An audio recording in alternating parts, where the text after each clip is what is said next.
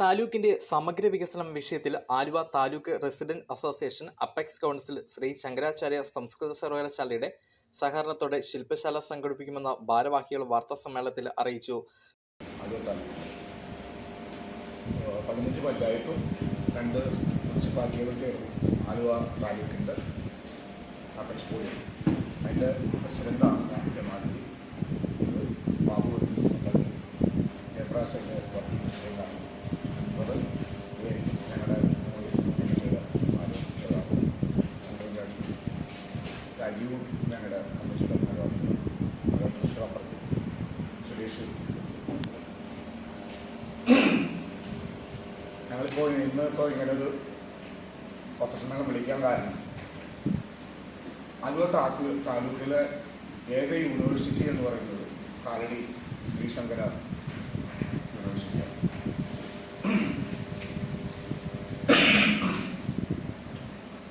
ആലുവ താലൂക്കിൻ്റെ വികസനം ഒരു പ്രധാന വിഷയമാക്കി ഞങ്ങൾ കുറച്ച് നാളായിട്ട് ഞങ്ങൾ മുഖ്യമന്ത്രിക്കും അധികാരികൾക്കും ഒക്കെ നിവേദനങ്ങൾ നൽകിയിട്ടുണ്ട്.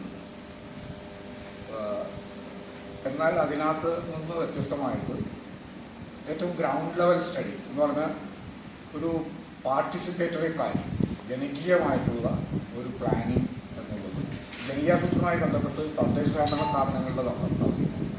പക്ഷേ ഇത്തരത്തിൽ മൊത്തം ജനങ്ങളുടെ ഭാഗമായിട്ട് അവിടെ നിന്ന് വരുന്ന അനുസരിച്ച് അതേപോലെ ഈ ഗ്രൗണ്ട് ലെവൽ സ്റ്റഡി നടത്തി എന്തെല്ലാം വികസന പ്രക്രിയകളാണ് വരേണ്ടത് എന്നുള്ളത് ആദ്യമായി ആയിരിക്കാം അങ്ങനൊരു പ്രവർത്തനത്തിലാണ് നടക്കുന്നത്.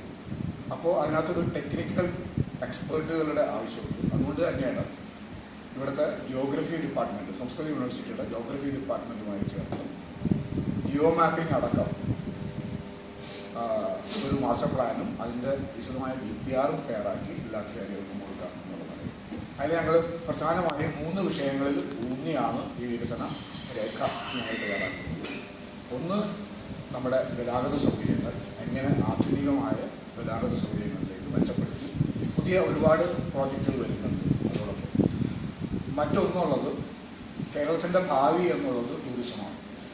ആ ടൂറിസവുമായി എങ്ങനെ ഇതിന് നമുക്ക് കൊണ്ടുപോകാൻ കഴിയും എന്നുള്ളതിനെ കുറിച്ചുള്ള ഒരു കാര്യം. മറ്റൊന്ന്, നമ്മുടെ കേരളത്തിലെ ഏറ്റവും പ്രധാനമായ നദി നമ്മുടെ പെരിയാറാണ്.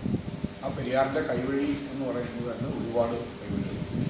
അതിൽ പ്രധാന കൈവഴിയായ മാഞ്ഞാലിത്തോടിൻ്റെ പല ഭാഗവും ഇന്ന് ഇല്ല എന്നുള്ളൊരവസ്ഥയിലേക്ക് ആയിരുന്നു. അതിനെ പുനരുജ്ജീവിപ്പിക്കുക എന്നുള്ളതൊരു പ്രധാന കാര്യമാണ്. കേരളത്തിലെ തന്നെ കേരളത്തിലെ ഏക ഇന്റർനാഷണൽ എന്ന് പറയാൻ പറ്റില്ലെങ്കിലും ഏറ്റവും പ്രധാനമായ ഇന്റർനാഷണൽ എയർപോർട്ട് എന്ന് പറഞ്ഞാൽ അപ്പോൾ സിയാലിനെ വിവിധ ഇതുമായി ബന്ധിപ്പിക്കുക എന്നുള്ളത്, വിവിധ ട്രാൻസ്പോർട്ടിംഗ് ഇതുമായി ബന്ധിപ്പിക്കുക. അതിനകത്ത് ഒരു പ്രധാന സാധനമാണ് വാട്ടർ മെട്രോ എന്നുള്ളത്. ഇപ്പോൾ ചെങ്ങൽത്തോടിൻ്റെ ഭാഗമായ അതിൻ്റെ ആ കോമ്പൗണ്ടിൻ്റെ അകത്തായിരുന്നു ചെങ്ങൽത്തോട്. അത് ഇതിൻ്റെ പ്രകാരം നടത്തപ്പെട്ടതാണ്. ഏറ്റവും കൂടുതൽ അതിൻ്റെ വെള്ളപ്പൊക്കം ഇതൊക്കെ വന്നപ്പോൾ അതിൻ്റെ ഭവിഷ്യത്ത് നേരിട്ടത് ഇവിടെ ഉള്ള ഇതിൻ്റെ അപ്പുറമുള്ള ഭാഗങ്ങളാണ്.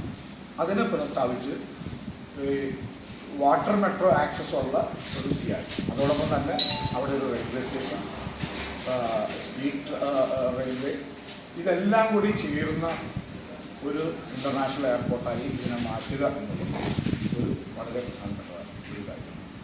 അപ്പോൾ അത്തരത്തിൽ അതിന് വിപുലമായ വികസന സാധ്യതകൾ ഇനിയും ഉള്ള കാര്യമാണ്.